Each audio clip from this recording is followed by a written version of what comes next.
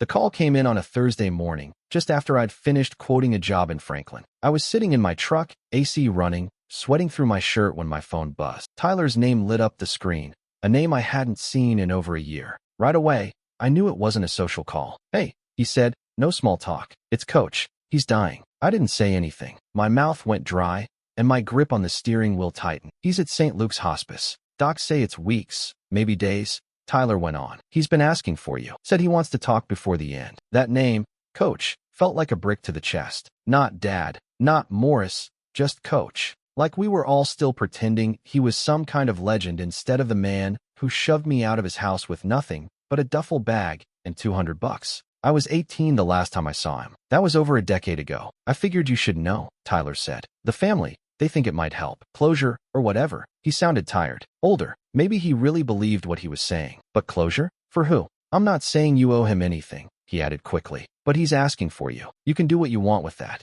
I stared out the windshield. My reflection stared back in the glass. Beard thicker now, lines under my eyes. I wasn't that kid anymore. I owned a landscaping business in Columbia, Tennessee. Had 10 guys under me. Had a house, a wife, a baby on the way in 4 months. I had built everything from the ground up. No help, no handouts. Definitely not from Coach Morris. "Think about it," Tyler said. "You don't have to say yes. Just think about it." I didn't answer. I just hung up. My hand was still on the phone, knuckles white, when the screen went dark. My heart was thudding like I'd run a mile. I flexed my fingers, tried to breathe. My hands were shaking. Not from fear. I'd faced worse. It was rage. Buried. Rotten rage I thought I'd already buried 10 feet deep. Quick note. Before listening, share which city or country you're watching from. I sat there for a long minute, the engine humming, the fan blowing hot air. And all I could hear was that damn name again. Coach. I used to watch people light up when they saw him. Coach Morris. Town hero. Friday night savior in a headset and polo. My friends' parents worshipped him.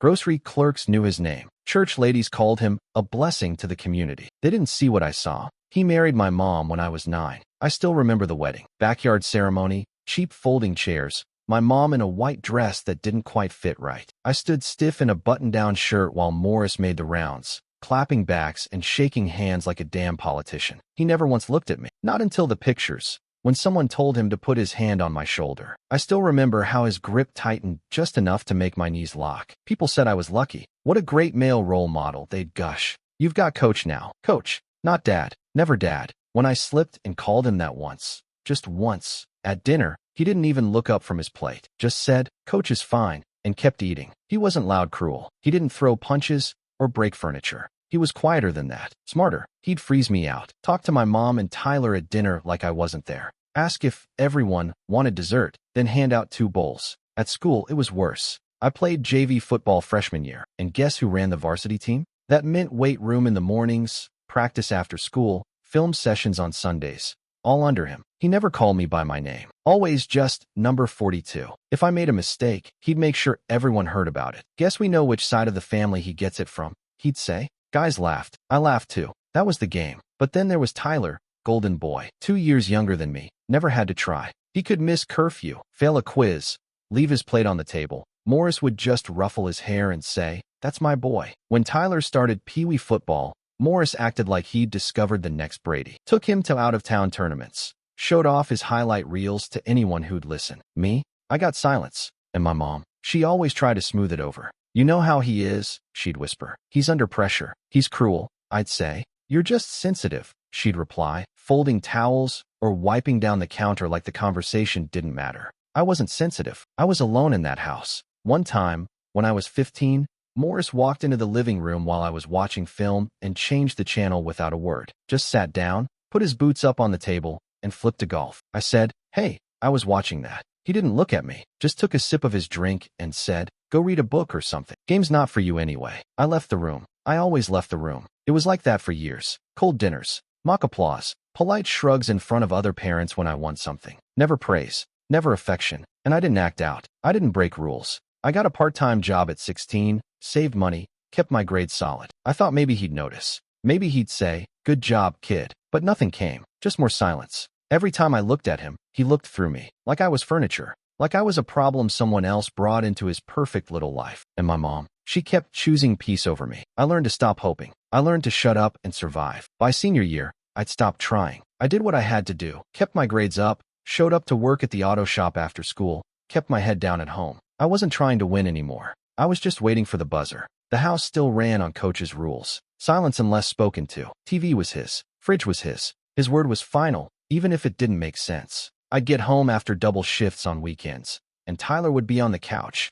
Xbox cranked up, empty pizza boxes everywhere. Coach would walk by, see the mess, and glare at me. "Clean up your damn trash," he'd mutter. I didn't. "Don't argue. Handle it." And I did. I always did. Graduation came and went. I got a diploma and a stiff side hug from my mom. Coach shook my hand like he was a principal, not a stepdad. Said, "You made it. Congrats." No party, no dinner, just a cold meatloaf sandwich and a lecture about adulthood. A week later, I came home from a shift, dropped my keys on the counter, and there was an envelope on the table. My name on the front in block letters. Inside was $200 in cash and a handwritten note. "Time to be a man. Good luck." That was it. I stood there for a second, thinking it was some kind of joke. Then I looked up, and Coach was leaning against the hallway wall, arms crossed. "You're out," he said. "What? You graduated. You're an adult now. You don't need to be here." "I don't even have a place yet," I said, voice shaking. "Trade school doesn't start for another month." He didn't blink. "Then figure it out. That's what men do." My mom came in behind him, red-eyed, silent. "Are you serious?" I said,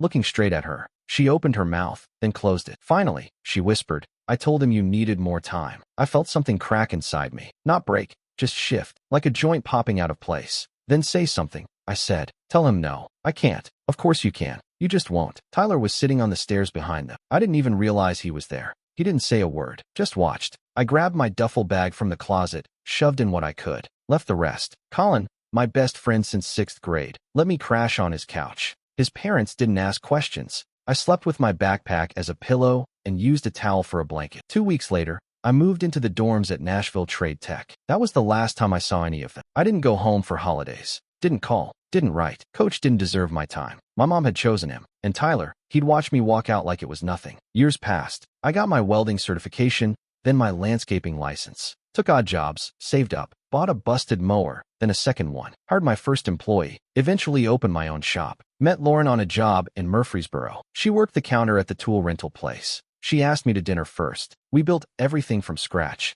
But the old house never left me. I still remembered the feeling of walking in and knowing the air would be cold. Not from the AC, from the silence. From the way Coach would turn his head just slightly, like I was a pebble in his shoe. I remembered locked doors, even when I was the only one still awake. I remembered clapping for Tyler at his football banquet while Coach slapped his back and said, "That's my boy," loud enough for the whole gym to hear. And I remembered thinking, just once, say that to me, just once. He never did. And now he was dying. Good. I didn't hear from Tyler for almost a decade. Then, out of nowhere, he texted me, "Can we meet up? Just want to talk." I almost deleted it, but I was between jobs, sitting in the truck outside a client's place, and for some reason, I replied. We met at a diner halfway between Columbia and Franklin, one of those places that still had paper menus and bottomless coffee. He looked older, less polished, no more clean varsity haircut. Bit of a gut now. Same nervous eyes, though. He stood up when I walked in. "Hey, man." I nodded. "Tyler." We sat. He didn't waste time. I just wanted to say,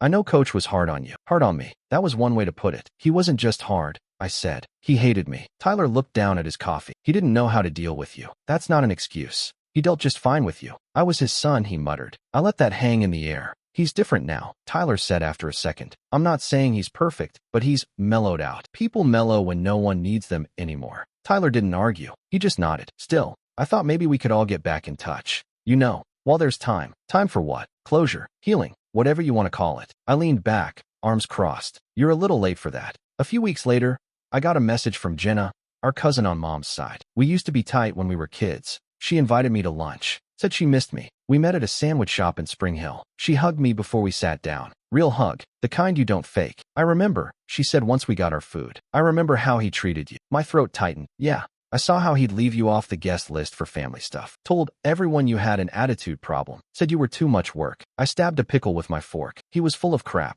"I know. I used to ask about you, and he'd just grunt. One time, I asked why you weren't at Christmas. He said, 'Why would I invite someone who ruins the mood?' That hit harder than I expected." Jenna kept going. "Your mom never defended you, but I always thought she was scared of him. Not in a beaten kind of way. More like she knew she'd lose if she pushed." "She lost me anyway," I said. Jenna didn't flinch. "Yeah, she did." I didn't soften right away, but something in me cracked. Jenna started texting more. Tyler too. No pressure, just checking in. Eventually, I let them in a little. Talked about work, my wife, the baby. Still shut down anything that mentioned Morris. Now he was dying, and they thought this was the moment. The big healing arc. I wasn't interested in healing. I was finally just starting to feel clean without them. I said yes the next morning. Not because I cared. Not because I needed peace or forgiveness or whatever other crap they thought this was about. I needed to see him broken. Weak. I needed to see the man who crushed me barely holding on. Jenna offered to drive. Said she didn't want me walking into that place alone. Neither of us talked much on the way to St. Luke's.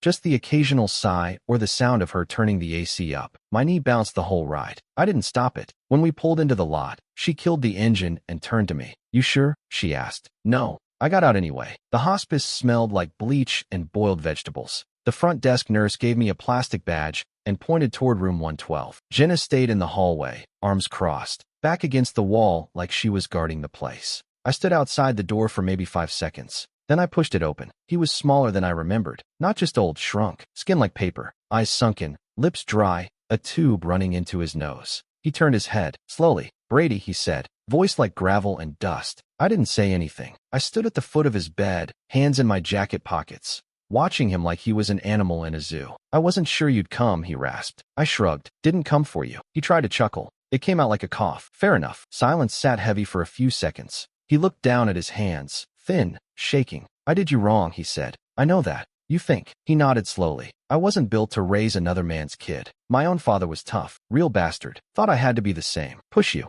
Make you strong. You made me leave. I thought I was doing what was right." "No," I said. "You were doing what was easy." His mouth twitched. "I've had a lot of time to think." "Congratulations." He closed his eyes for a second, chest rising with effort. "I'm sorry," he muttered, "for how I treated you. For what I said. I'm not proud of it." I stepped closer, just enough for him to see the look on my face. "That's it?" I asked. "You want to drop a few lines and get right with the world?" "I want forgiveness." I laughed. A short, sharp sound. "You want peace. That's different." He opened his mouth, but I didn't let him speak. "You don't get peace," I said. "You get the bed. You get the silence. You get to lay there and think about the boy you humiliated for a decade while the rest of town called you a hero." His eyes got wet. "Good. You never wanted me," I said. "Fine, but don't lie about it now. Don't try to rewrite it on your way out." "I didn't know how," he whispered. "Then you should have stayed out of the way." He looked like he wanted to say more. Maybe beg. I didn't care. I leaned in just enough so he could hear me through the rattle in his ears. "I'm glad you're dying," I said. "You won't get closure. You won't get grace. You sure as hell won't get me." His chest hitched. I turned around and walked out. Jenna stood up when she saw me. "You good?" "Yeah." I pushed open the door and let the sunlight hit my face. "Let's go." We didn't say much on the drive back. Jenna kept checking on me with sideways glances, like I might explode or fall apart. I didn't do either. I just stared out the window, jaw tight, knuckles white on my knee. The next morning, my phone rang while I was unloading mulch at a client's place. "Tyler." I almost let it go to voicemail. I should have. "Hey," he said. "I wanted to thank you." "For what?" "For going. For seeing him. It meant a lot to him." I didn't respond. "He told everyone you forgave him," Tyler said. "That it gave him peace. That you guys made things right." I stopped dead in my tracks. The wheelbarrow tipped and dumped mulch onto the driveway. "What did you just say?" "He said you forgave him." "No," I snapped. "I didn't. That's a lie." Tyler paused. "Well, maybe he interpreted it differently." There was no room for interpretation. I told him I was glad he was dying. "Jesus, Brady, you asked." Before he could speak again, my phone buzzed. Another call, then a text, then another. I checked. Cousin Aaron, then Kyle from the old team. "Pastor David from Mom's church. Heard what you did. That's real grace, man. Proud of you, Brady. Shows what kind of man you are. You're a good man, just like Coach." I almost threw my phone into the bushes. Tyler was still on the line. I think he just wanted to die with some dignity. Maybe he said what he needed to. "Don't put this on me." I cut in. "He lied, Tyler." That was his final move. Manipulate the narrative. "Come on, man." I hung up. 10 minutes later, Mom called. "I knew you'd come around," she said, like it was a game and she'd just won. "I always said you had his heart, even if you didn't see it." I stared at the road. My voice barely came out. "I didn't forgive him." She laughed. Actually laughed. "Oh, honey, you don't mean that. People say things in the moment. He told us you had a real talk, that it ended with peace." I told him I hoped he died with that guilt in his chest. The line went quiet. Then she said, "I don't believe that." Of course she didn't. I didn't bother replying. I just ended the call. Jenna came by that night. She didn't knock, just walked through the gate into the backyard where I was coiling the hose. "You seen your phone?" she asked. "Yeah." He lied. "I know." She looked like she wanted to hit something. "I was right outside the damn door." "You didn't forgive him. You gutted him." "Doesn't matter. No one wants the truth." "I do," she said. "You should say something." "What's the point?" I said. "They've made up their minds." He got his fake redemption arc. Jenna pulled her phone out, thumbed through something, then held it up. "You're trending in the family group chat," she said. "Heroic son returns. Heartfelt closure. Tyler even posted a picture of you outside the hospice." I shook my head. "He planned this," I muttered. "They all did." Jenna crossed her arms. "You gonna let them run with it?" "I don't know," I said. "I really don't." 2 weeks later, Morris finally died. I didn't feel a thing. No weight off my chest. No anger. No relief. Just nothing. The funeral plans kicked off immediately. Tyler sent a group text with the date, time, and location like he was organizing a barbecue. Closed casket. Military service. Pastor David officiating. I typed out a message to the family chat. Simple. Straight to the point. "I won't be attending. I've said my piece." Didn't take long for the replies to roll in. "Mom was first. He was your father in every way that mattered. I can't believe you're doing this." Then came Olivia, my half-sister, Coach's daughter, younger than Tyler by a few years. Always played the innocent card. "You're cold. He cried after you left. You gave him hope." I stared at my phone for a while. Not because I didn't know what to say. I knew exactly what I wanted to say. I just didn't think it mattered anymore. So I said nothing. I walked into the kitchen, set my phone on the counter, and turned it off. Lauren looked up from folding baby clothes on the table. "Everything all right?" "Funeral's in 3 days," I said. "I'm not going." She nodded. "Good." I sat down next to her, picked up a tiny pair of socks, and didn't speak for the rest of the night. The next morning, Jenna sent me a screenshot. No warning, just the image. It was the obituary, local paper, full of all the right lies. Coach Morris, beloved community leader, devoted husband, and a dedicated father to 2 children. 2. I read that line 10 times, each time hoping I was wrong. I wasn't. I texted Jenna. "Guess I never existed." She replied. They rewrote everything. Later that day, Tyler posted some slideshow video on Facebook. Old football photos, church cookouts, graduation pics. One shot of him in his cap and gown with Coach hugging him like he just won a Super Bowl. Caption read, "You were always there. I'll make you proud." The comments were a love fest. "Best man I ever knew. Raised you right." He was a second dad to so many. Not one photo of me. Not even a mention. I was the ghost in the attic, erased clean. I didn't comment. Didn't message. Didn't show up. The funeral came and went. Jenna texted me afterward. It was gross. Full of fake crying and church politics. Pastor called him a man of grace. I didn't ask for details. I just asked if she was okay. She said, "Only one who said anything real was me." Later that night, I sat on the back porch with a beer and watched the sky go dark. My phone was still off. I didn't turn it back on. Coach was dead. But somehow, even in death, he managed to take the truth with him. About a week later, Jenna showed up at my front door with something in her hand. No call, no text, just knocked like it couldn't wait. I opened the door. She looked pissed, but quiet pissed, like the kind that comes with something heavy in your gut. "I found this," she said, holding out a sealed envelope. It was in the back of Coach's desk drawer, buried under a stack of old playbooks. I took it. No name on the front, just a date in the corner, September of the year after I left. "You read it?" I asked. She nodded. "Yeah, but you need to see it yourself." I brought it inside and sat at the kitchen table while Jenna hovered in the doorway, arms crossed. The envelope felt thick, like it had been folded and refolded 100 times. I opened it. 1 page, lined paper, blue pen, his handwriting, sloppy, sharp, all caps. "I never wanted to raise another man's kid. I tried. I really did. But he ruined my peace. Every day he was in that house, it felt like I was suffocating. I didn't love him. I never did. I felt obligated. That's it. He wanted something from me I couldn't give. Approval, respect, a father. I had none of that to offer. And he kept pushing like I owed him something. I didn't. He wasn't mine. Kicking him out was the only decision that ever felt right. I felt free after that. The tension left the house. I hope one day he understands. I didn't hate him. I just didn't want him. By the time I hit the last line,